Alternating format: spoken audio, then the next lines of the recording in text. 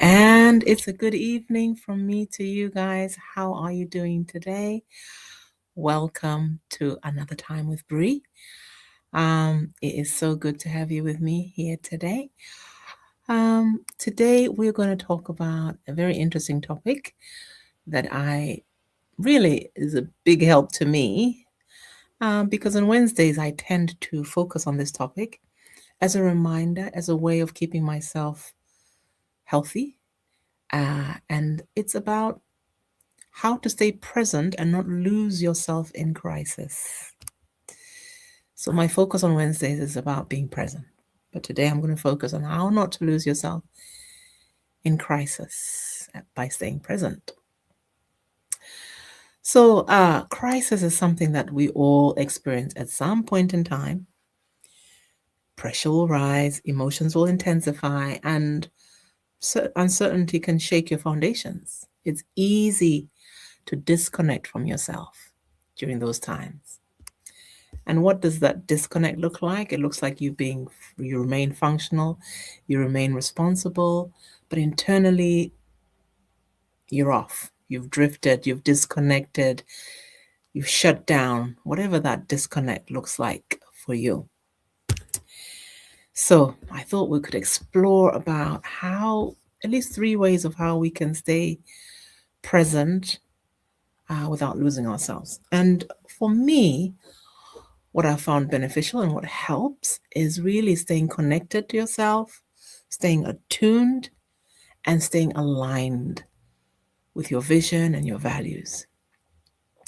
So that basically you're going to stay steady, you're going to stay grounded, and remain whole as you. Apparently, well, I'll come to this. I was going to talk about breathing, but we'll come to this. So, why? Why is it that we need to stay connected? Because staying connected actually means that you don't abandon yourself or your inner experience to manage external crisis. If you're someone who's learned the pattern of disengaging or disconnecting from yourself, you tend to abandon yourself to manage external chaos. And what that does is it silences you, it silences your needs, it silences, it dishonors you in a way. And so staying connected to you and yourself is making sure that you're fully present. That means you don't silence your needs, you're present, you're aware of your emotional state, and you're honoring yourself and your limits and your needs. Just like you want to honor everybody else. So you get to honor you too in those situations. And staying attuned is really just about being emotionally aware and exercising regulation. Emotions are the thing that will derail us, most of us, especially if we haven't developed the skills of emotional regulation. Uh, it's just important for us to learn how to notice and manage our emotions so we can actually manage our own nervous system. You know, so feeling your emotions without drowning in them is going to be very important as part of your attunement, and so that you can respond instead of react. And what that looks like is really getting a hang of our breathing. In other words, regaining control of our breathing. Apparently, research says that when we're in crisis, we do what we call shallow breathing. So we don't breathe deeply, and sometimes we actually hold our breath. So returning to, choosing to actually breathe deeply and slowly, where you slow your breath, is a form of you regaining control. And it allows you to really listen to your emotions, what your emotions are saying and telling you. Because yes, we don't want to be governed by emotions, but the way to manage them is to be attentive to them. You don't you don't manage emotions by ignoring them. That's the worst thing you can do. You manage emotions by attending to them and meeting those needs and taking care of yourself in that way. And the last thing is staying aligned. Alignment simply means your decisions We know that your decisions will reflect your values. So you get to act from a place of identity rather than fear, and to protect your long-term vision. This way, you don't abandon your boundaries, you don't compromise your integrity under pressure, and you stay rooted in who you are becoming. Amazing. I love that. Okay, so let's look at those three things in practicality. What does that look like? Um, staying connected. So that's first thing is regulate. Um, Crisis can pull you, especially your mind, into catastrophic thinking. So we want to make sure that we are addressing any challenging that catastrophic thinking, and taking control of your breathing. So 3 deep breaths, slow breaths, because that is intentional.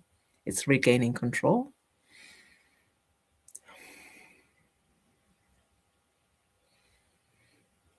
Feel your feet on the ground.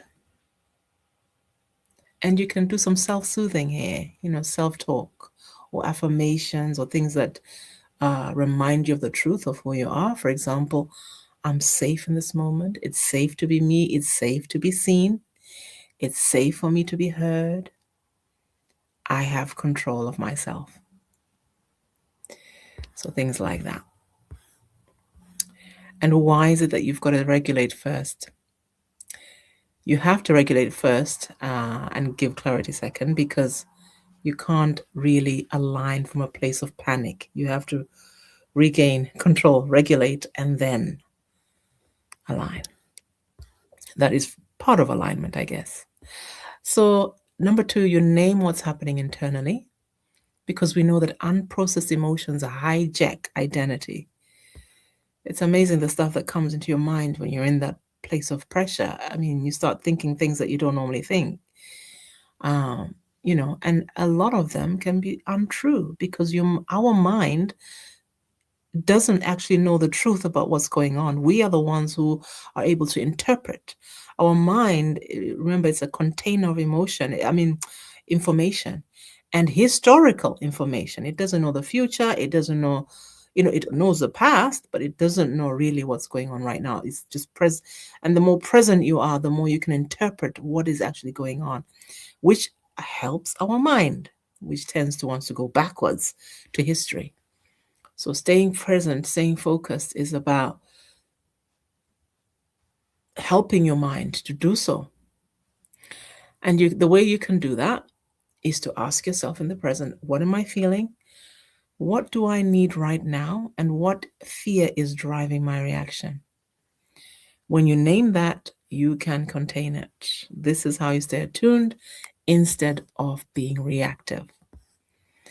And reactive usually has to do with your mind going to play history and what's happened before, and the fears that you have of what if this happens, what if that. Well, all that is history, because in the moment you have to focus on what's actually happening in the moment. That's why we can challenge our mind, question our mind, and if there are thoughts of, oh, this could happen, or what if this happened, what if that. Well, you can use questions like, what is the evidence of that happening? Where is the evidence that that's actually happening?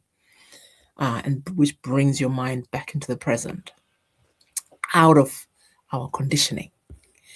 Okay, and then the last thing is reconnecting with your core identity. So in crisis, you can ask yourself things like, what do I want to be?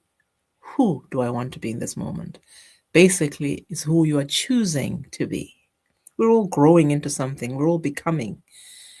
And when I say who you want to be, it doesn't mean you get to change from who you are. It's how you actually want to be. It's how you want to behave. How do I choose to respond?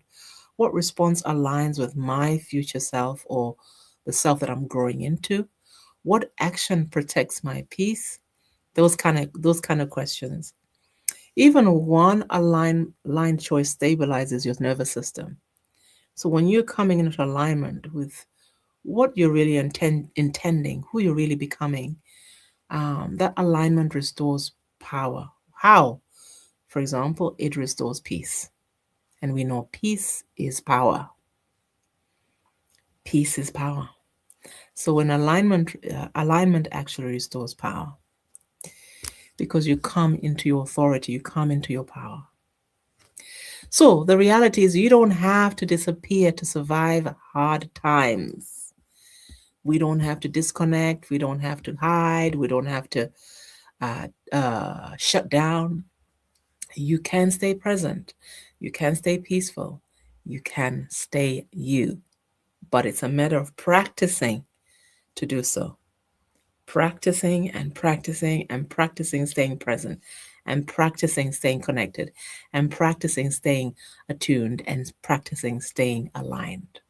That way, you get to stay present and stay as you, not your reactions, not your past, not your ego, not your drama, just you. All right. Well, thank you so much. That helped me. uh, more, I'm sure. I feel like it helped me more than it's helping anybody else, because I need this reminder regularly. And so, thank you so much for sharing this space with me this evening. I hope that's been helpful for you. Well, enjoy the rest of your evening. Have a good night wherever you are, and good morning for those across the world who are in a different time zone. And I look forward to seeing you next time. Thank you. Bye bye for now.